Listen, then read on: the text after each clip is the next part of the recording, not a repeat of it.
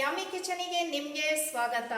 ಇವತ್ತು ನವರಾತ್ರಿಯ 3ನೇ ದಿನಕ್ಕೆ ಚಂದ್ರಘಂಟ ದೇವಿಗೆ ಕೊಬ್ಬರಿ ಮಿಠಾಯಿಯನ್ನು ನೈವೇದ್ಯ ಮಾಡ್ತಾರೆ. ಈ ಕೊಬ್ಬರಿ ಮಿಠಾಯಿ 10-15 ನಿಮಿಷದಲ್ಲಿ ಹೇಗೆ ಮಾಡೋದು ಅಂತ ನಾನು ನಿಮ್ಗೆ ಹೇಳ್ಕೊಡ್ತೇನೆ. ಮೊದಲಿಗೆ ಅದರ ಇಂಗ್ರೀಡಿಯೆಂಟ್ಸ್ ಯಾವುದು ಅಂತ ತೋರಿಸ್ತೇನೆ.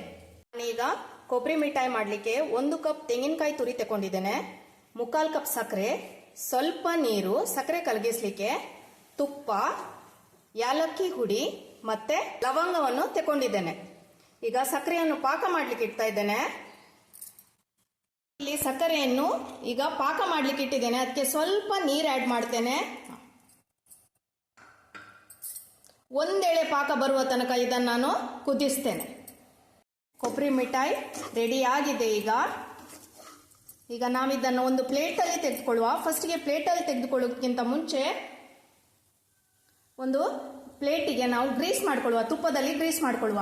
ಕೊಬ್ಬರಿ ಮಿಠಾಯಿ ಈಗ ನಾನು ತುಪ್ಪದಲ್ಲಿ ಗ್ರೀಸ್ ಮಾಡಿದ ಪ್ಲೇಟಲ್ಲಿ ಕೊಬ್ಬರಿ ಮಿಠಾಯಿ ನಾನು ಸರ್ವ್ ಮಾಡಿದ್ದೇನೆ.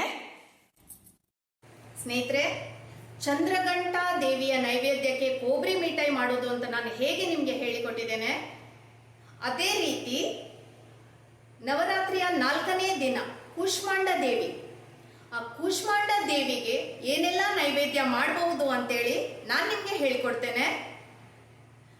ನನ್ನ ಈ ರೆಸಿಪಿ ನಿಮಗೆ ಇಷ್ಟ ಆದಲ್ಲಿ ರೆಸಿಪಿಯನ್ನು ಲೈಕ್ ಮಾಡಿ, ಶೇರ್ ಮಾಡಿ, ಕಮೆಂಟ್ ಮಾಡಿ, ಸಬ್ಸ್ಕ್ರೈಬ್ ಮಾಡಿ. ಥ್ಯಾಂಕ್ ಯು ಸ್ನೇಹಿತರೆ.